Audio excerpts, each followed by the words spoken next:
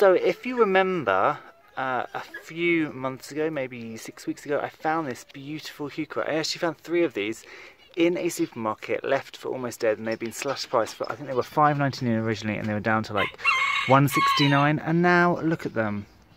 Don't they look beautiful? They filled out really well. So this is the first one, and then I did 3, so they kind of pull your eye. So the first one is there, the second one, and then down here is the third one, so you're kind of drawn along the flower bed. But look how pretty they've turned out to be. We've got these lovely little flower stems, which are just beautiful. I mean, obviously they're bought mainly for this fantastic foliage, but these flower stems are very nice too. And then we've got another one down here.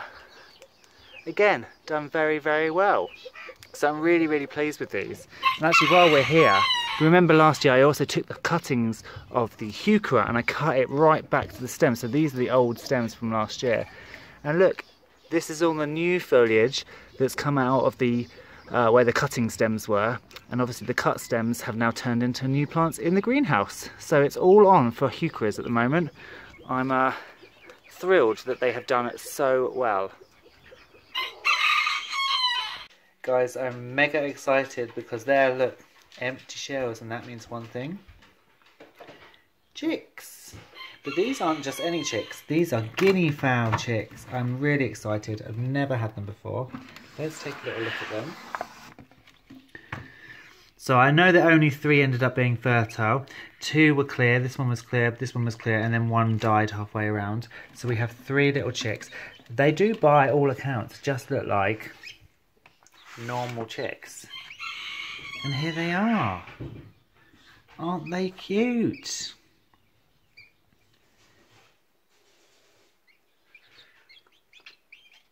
Well, they do make slightly different noises. So these are 3 little guinea fowl chicks. These are Iron eggs, and they're actually only 7 days into the incubation period. So it doesn't matter that I've opened this incubator up. And I know I've got no more chicks to hatch. But look! Oh, aren't you cute? Until you start making loads of noise when you probably won't be so cute. Hello.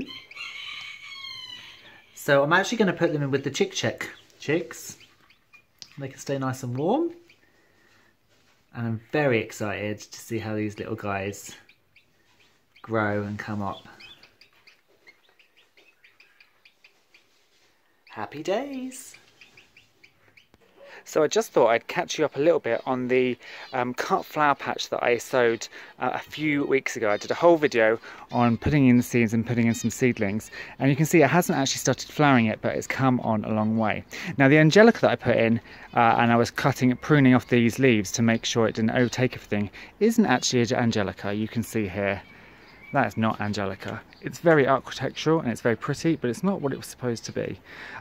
Down here we have got the larkspur, so that really lanky larkspur that wasn't looked after, that has actually started to flower properly, but it's not going to flower how I wanted as a cut flower because it just got left for too long. But you can see that the osteospermum has burst into life now, and actually it's got too big for the space really. The zinnias are coming on, so they're down here. The dahlia, this is the first dahlia, you can see it's doing really, really well. I have found that slugs and snails prefer green dahlia leaves. So this is the green dahlia leaf here. Actually, it's got caught up under here. Let's move that out of the way. But this has been attacked by slugs quite a lot. This hasn't so much. This one and then the other dark foliage one over here. You can see they both got a lot more foliage on them. The Verbena Bampton's coming up, there's a Nicotiana down there, some more zinnias. The first cornflower has appeared. Again, this is a really, really lanky and forgotten about cornflower, but it has actually flowered. So it's coming along well. So we'll wait until we've got tons of flowers on this patch, and then obviously I'll do another video, but I'm happy with how it's kind of filling out for now. So today I'm at the Suffolk Show. I haven't done a whole vlog about it because we've just been enjoying the nice weather. But, oh, well done. She just dropped all her water everywhere. But these are red poles. So we've just come to see these beautiful red pole cows. There's this heifer. She won first prize reserve champion. And they're so nice because they're so little. And then there's more over here. So this is the bull, and you can see obviously he's not that big compared with other bulls. He's just like a large cow size. And then we've got all these lovely girls. And then this is the cow shed. So we're going to walk through and see all the various specimens on show, which is really, really fun. Some Herefords down here. And then some more red poles over here. So here we are with the quail in our bottom and the chicks in the top. And I thought we would just do a little catch up on the chicks so you can see who's who.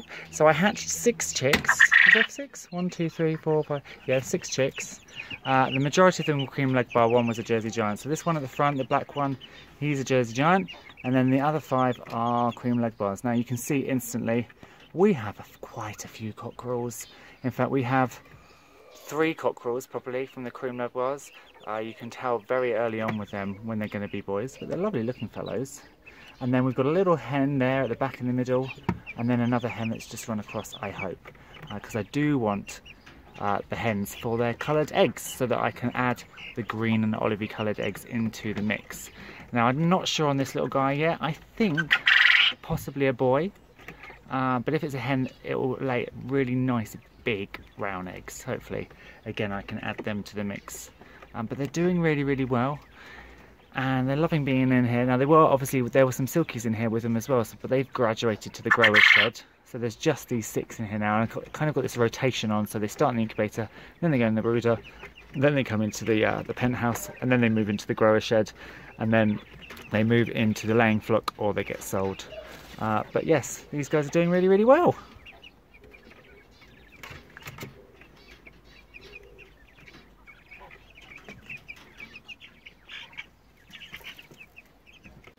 Well, last week we had buds, and this week we have flowers. So the honeysuckle is finally flowering, and I can't wait till it's completely out. So the first few, there's the first few here, there's a couple down there, and then there's a couple here, and they're kind of this pale yellow, whitish colour, and they smell amazing. They really do.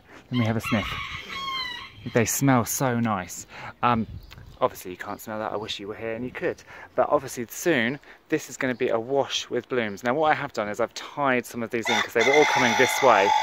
So I've tied them into the trellising a little bit to kind of keep it against the fence. But I'm really looking forward to when all these flowers burst into life, really for the scent more than the actual, the show of them. And also to make sure that all of this covers all this trellising. Now obviously in the future, honeysuckle does tend to grow up and out, so this is going to get really woody down here, and it will get a bit bare. So what we'll have to do in the future, we will have to cut it back to encourage new stems to come out of here all the time. But for now, it's looking nice. Look, you can see some here, they are just about to pop, but so at the moment, look at that. Very pretty little flowers and very fragrant too. Well, we are just down in the grower's shed, and also where I keep a couple of my bantams. That's my one of my Belgian bantams. And we've got a little bit of coccidiosis down here. One of the chicks this morning, I realised there was quite a lot of blood on the floor. I've obviously cleaned it all out now, but you can see, I don't know whether you can see, but down here there was some blood. There's a little bit under here, you can still see.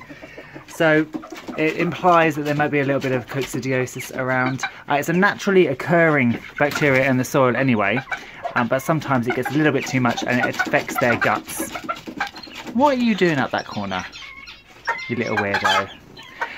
So I managed to find the chick that had it, basically just through watching, and all these little chicks came running out for food, and then this little one chicken here, I've just segregated him.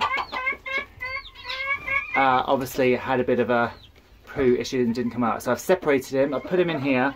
You can see there's a little bit of blood here, and there's a bit of blood over here as well. So I'll keep him in there, make sure he stays hydrated. And the thing is, Coccidiosis, when they start to produce the blood, they're on day 4 or 5 of the cycle. So as long as they survive it and they get through it, they should be fine. And then these guys have all built up an immunity to it already, so it's more prevalent in little chicks. And I don't tend to get it because I do use medicated chick crumb, which has their coccidiostat in it. So I'm just keeping a really, really close eye on all the chicks. If anybody does more bloody poos, they will be taken out and they will just be looked after. Make sure that this is readily changed, all kept really, really dry. I use Stalazan F as well to kill off oosts, and hopefully everybody will get through this. But it is quite a prevalent common thing, and it can cause chaos in your chicken sheds, and it can kill chicks. But as long as you catch it early on, there's nothing to really be too worried about.